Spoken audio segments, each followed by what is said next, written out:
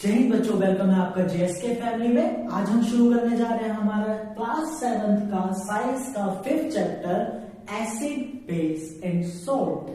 सो चलिए शुरू करते हैं हमारे फर्स्ट टॉपिक के साथ, जो है एसिड। एसिड बेसिकली कैसे होते हैं? टेस्ट में सोर होते हैं, खट्टे होते हैं। और जो चीजें खट्टे हम आजकल खाते हैं, खट्टी चीजें जो हम आजकल खाते हैं, वो एसिडिक इन नेचर होती हैं।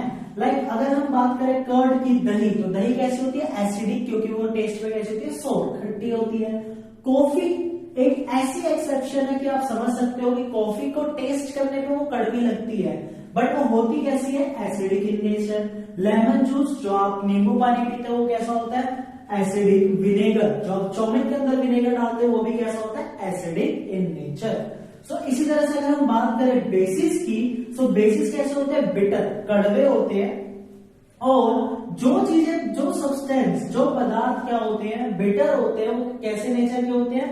Basic in nature. So an example बात करें बेकिंग सोडा, जो आप भटूरे बनाने के लिए घर पे बेकिंग सोडा का यूज करते हो कुकिंग के लिए, वो कैसा होता है? बेस होता है। एंटा एसिड, अगर आप एंटा एसिड की बात करोगे तो एंटा एसिड वो होते हैं, मान लो कि मेरे को आज एसिडिटी बनी, ठीक है, तो मेरे यहाँ पे जलन महसूस होने लग जाती है, क्योंकि हमारे स्टमक के अंदर हाइड्रोक्लोरिक एसिड होता है, HCl एसिड होता है। जब उसकी मात्रा हमारे शरीर के अंदर बढ़ने लग जाती है तो हमें एसिडिटी हो जाती है। उस एसिडिटी को कंट्रोल करने के लिए मैं क्या लेता हूं? एंटा एसिड बेस लेता हूं। हाँ जी बच्चों, क्या होता है कि जब हम एसिड के ऊपर बेस लेते हैं तो एसिड का रिएक्शन शांत हो जाता है। अब आप क्या लेते हो घर के अंदर? मान लो हम कभी इनो पी लेते हैं, जब भी मुझे एसिडिटी होती है मैं क्या पीऊंगा? इनो पीऊंगा। या फिर मम्मी कहती है ठंडा दूध ले लो, उससे तुम्हारा क्या होगा?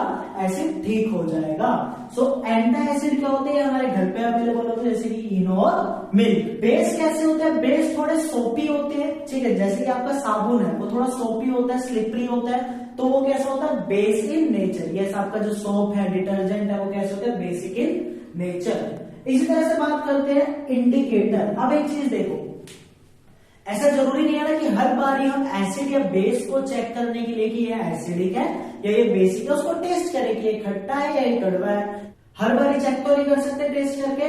तो कुछ एसिड और बेस ऐसे होते हैं जो हमारे लिए बहुत ज्यादा डेंजरस, हार्मफुल हो सकते हैं। सो इसीलिए हमारे पास कुछ ऐसे केमिकल्स हैं जिससे हम पता चला लेते हैं कि ये एसिडिक है या फिर बेसिक है। एन एग्जाम्पल अगर हम बात करें, ठीक है, सो इंडिकेटर क्या होते हैं? केमिकल दैट इंडिकेट्स एसिडिक और बेसिक नेचर ऑफ सब्सटेंस।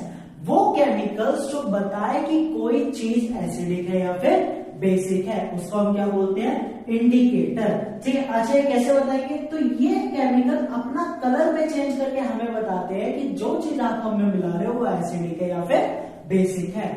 सो कुछ नेचुरल इंडिकेटर्स होते हैं। नेचुरल मतलब ऑर्गेनिक, जो हमें कहां से मिलते हैं? प्राकृतिक से मिलते हैं। एन एग्जाम्पल टर्मरिक, जो आप घर में हल्दी का यूज करते हो, हल्दी क्या है? हल्दी एसिडिक इन नेचर होती है। तो अगर मैं जब एसिड में एसिड मिलाऊंगा तो कोई रिएक्शन नहीं होगा, ना ही कोई कलर चेंज होगा। इसीलिए जब हम एसिड मिलाते हैं टर्मरिक में, उसका कलर चेंज नहीं होता, वो येलो ही रहती है।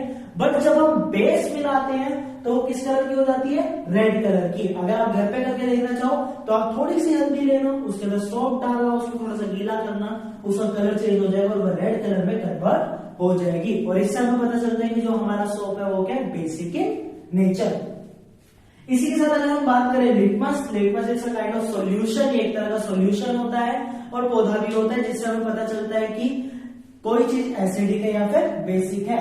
चाइना रोज पेटल्स, जिसको आप गुड़हल भी बोलते हो, गुड़हल क्या करता है? जब उसके अंदर एसिड ऐड किया जाता है, गुड़हल में अगर आप एसिड मिलाओगे चाइना रोज पेटल में, तो वो डार्क पिंक कलर का हो जाएगा। उस टाइम पे वो डार्क पिंक कलर का हो जाएगा।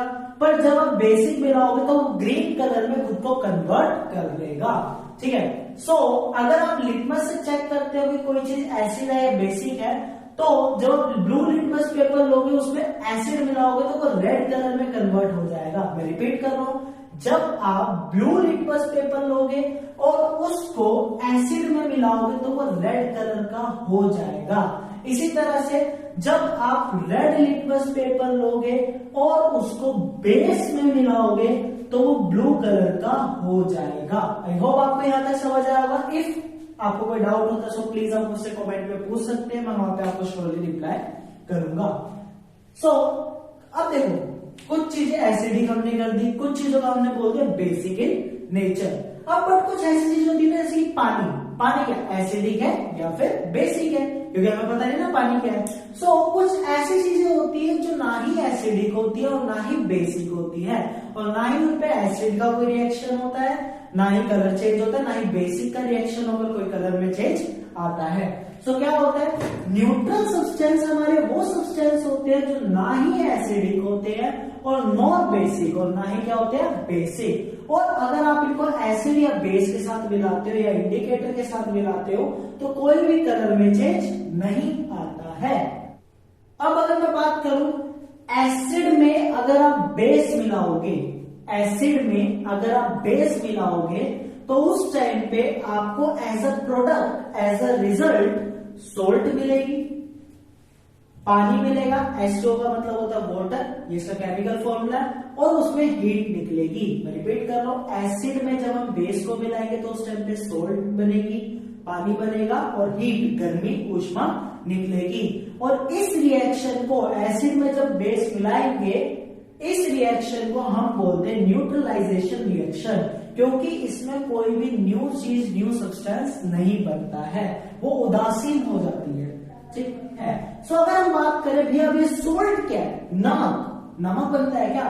नमक नहीं, एक्चुअली क्या होता है, एक ऐसा सब्सटेंस बनता है जो या तो एसिडिक नेचर का होगा या फिर बेसिक नेचर का होगा या फिर न्यूट्रल होगा, ना ही एसिडिक होगा और ना ही बेसिक होगा। ठीक है, ये इसका नेचर शो करता है। सो अगर हम बात करें कुछ ऐसी चीजें होती है एसिड और बेस का हम डेली लाइफ में यूज करते हैं। ठीक है, अगर हम बात करें एंट स्टिंग, अगर आपको चींटी काट लेती है, डंक मार देती है, सो चींटी के डंक में एक एसिड होता है जिसको हम बोलते हैं फॉर्मिक एसिड, और फॉर्मिक एसिड के असर को कम करने के लिए, न्यूट्रलाइज करने के लिए हम क्या करते हैं, baking soda, moist baking soda, गीला बेकिंग सोडा रब करते हैं उस जगह पर, जिससे क्या होता है एसिड, अब हमारे शरीर के अंदर क्या आ गया, फॉर्मिक एसिड, वो एक एसिड था, और एसिड को शांत करने के लिए हम क्या यूज करेंगे, बेस, और बेस के अंदर बेस क्या होता है, बेकिंग सोडा।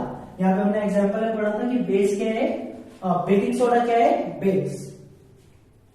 सो ऐसे ही इनडाइजेशन, मतलब समझ लो कि कभी आपके डाइजेशन सिस्टम में कुछ इश्यू हो जाता है, पाचन नहीं हो पाता ढंग से, तो गैस बन जाती है, तो उस टाइप पे आप क्या लोगे, एंटासिड, अपने अंदर के जो HCl हाइड्रोक्लोरिक एसिड को शांत करने के लिए आप कुछ बेस लोगे, तो एंटासिड क्या है, एक बेस है, जिसमें एन एग्जांपल आप क्या ले सकते हो, मिल्क ऑफ मैग्नीशिया ले सकते हो, इनो ले सकते हो, और अदर मेथड्स आप इसके अंदर यूज कर सकते हो। आई होप बच्चों आपको ये चैप्टर समझ आया होगा। इन केस आपके माइंड में कुछ डाउट होता है इस चैप्टर से रिलेटेड तो आप मुझे कमेंट सेक्शन में पिन कर सकते हैं, मैं आपको कमेंट्स में श्योरली रिप्लाई करूंगा, और जो भी आपके डाउट्स होंगे उसको नेक्स्ट वीडियो में क्लियर करूंगा। And do subscribe JSK channel, सो आपको ऐसे मोर अपडेट्स मिलते रहे और आप नई नई लर्निंग के साथ अपनी लाइफ में आगे बढ़ते रहे। Thank you, have a nice time.